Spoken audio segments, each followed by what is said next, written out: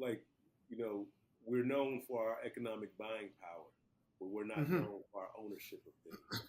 And so, how as a community do we help to shift that thinking as we kind of go into this next iteration of whatever this country is going to be? You know, I've heard some things being said of the third Reconstruction and all this other stuff.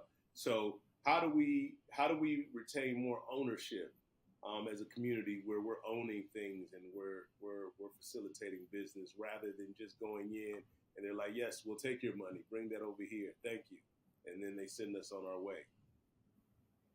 Yes, I heard that same comment about the third reconstruction. That's a clever thing to say. The question is, after the first one, what did you do?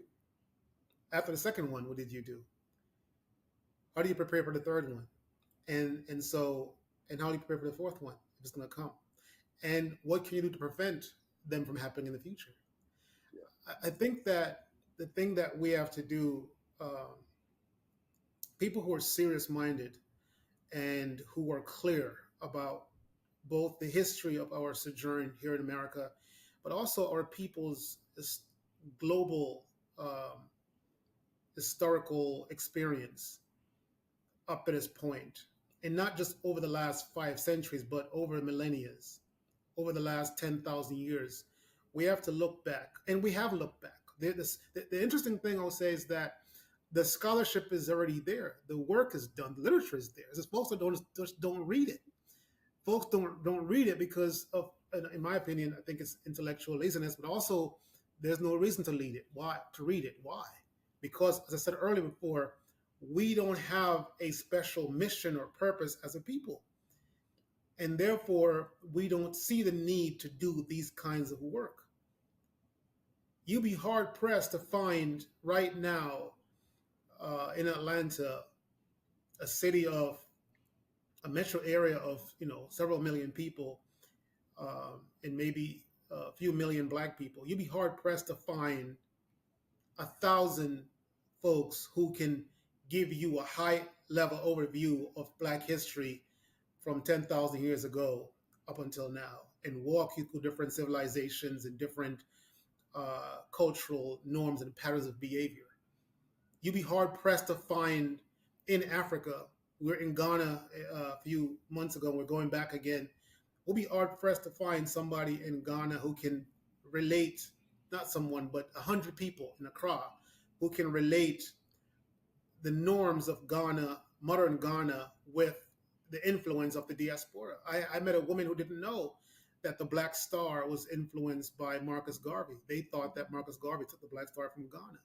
There was no Ghana when Marcus Garvey was yeah, was alive and had his organization. Ghana is a new construct, yeah, and so this is the kind of mindset that we have to change. We have to change our people. We have to educate our people, but it begins with them understanding that they have a special relationship and responsibility with the divine, with something bigger than them.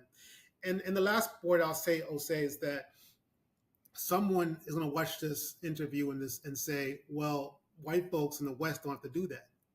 And I say that's where you're wrong.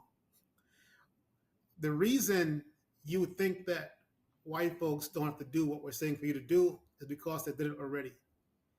And they did it out of your sight and out of your memory. You haven't read enough about European history to understand when and how Europeans organized according to these same principles to build their world order and to get their people scripted and aligned for to solve their problems. And in fact, much of what we call standard education and standard practice and normal behavior in America and the West are behaviors and norms and scripts designed to help solve the problems of Western European civilization, including you and me being scripted into that. yeah, But our problems and our issues left unresolved, are left without proper attention being paid to them. And so, if we want to achieve the kind of success, I'll close with this, I'll say, if we want to achieve the kind of success that we see our Jewish brothers and sisters, our East Asian brothers and sisters, and any other member of the human family having attained, it would be wise to not just look at the external manifestation of their culture, but look at the inner core, the inner working of their culture. Look at the myths that they believe. Look at the social rules that they teach themselves and they hold each other accountable to. And you'll find the formula for success for our people. Because many of those formulas uh, are in part derived from African culture. Neil, always a pleasure, brother. Appreciate the insight, man. We'll be back for another one of these with some new information, right? New topics. So thank you.